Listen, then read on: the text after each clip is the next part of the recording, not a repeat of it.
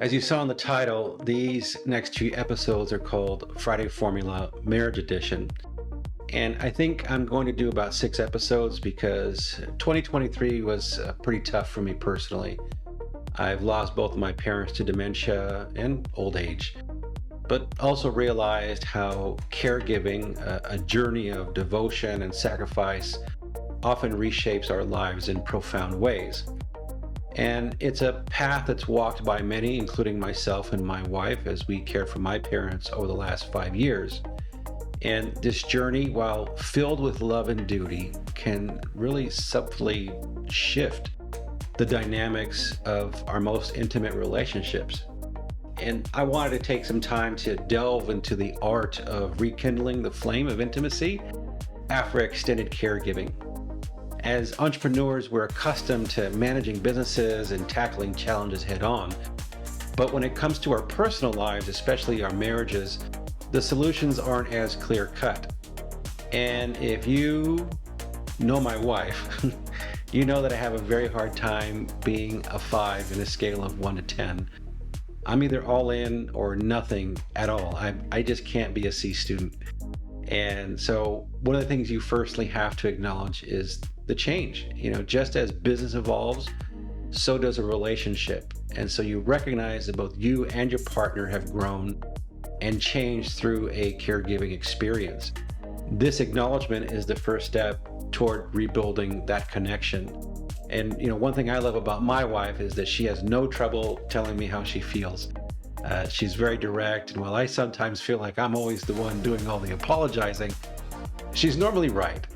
And I want to talk about reconnection. It's about rediscovering each other, not just as caregivers or entrepreneurs, but as individuals with unique desires and needs. And my wife has to remind me, sometimes she'll say to me, I am not your client, I'm your wife. And so I have to schedule regular us time, free from the distractions of work or reminiscing of those caregiving duties. And it's funny, when my wife and I went on our first date after my mother passed away in September last year, we felt guilty. It took a minute for us to let that go. We almost didn't know what to do with ourselves because we didn't have to tag team anymore.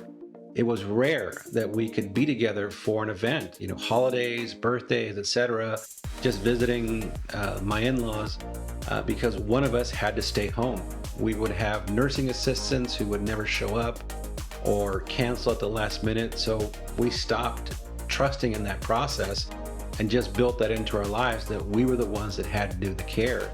And that meant having to give up the ability to be together during events. And so whether it's a simple coffee date in your backyard or a walk in the park, these are the moments that are the building blocks of rebuilding that intimacy. And in my journey, I find that open, vulnerable communication is key. I speak my heart, I share my fears, my joys, and even the unspoken grief that often accompanies the end of a caregiving chapter. And we'll catch ourselves when we both see a picture, we smell something, or see something that reminds us of my parents. We take that time to revel in that moment. And it's in these shared vulnerabilities that intimacy finds its roots. So if you watched my first or second episode of Friday Formula, we're now in episode 37, I've taught the audience that intimacy isn't just physical. It's a great part of it, and it's fun, but it's emotional and intellectual, and sometimes it's about sitting in silence, offering comfort in the presence, just that alone of being present. And sometimes you might think that you have to find a solution, especially men, that everything is a problem to solve, but all your partner needs is your presence, your physical touch. So be patient with each other. I'm learning that the walls built over years of caregiving won't come down overnight. I was catching myself trying to fill the care void with work instead of taking advantage of simply enjoying time with my wife. And finally, we are learning to embrace this new chapter.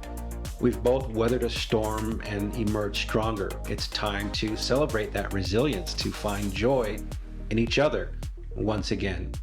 And so I'm reminded that intimacy is a dance that evolves with each step that I take with her. And besides that, she's my wife, she's also my business partner.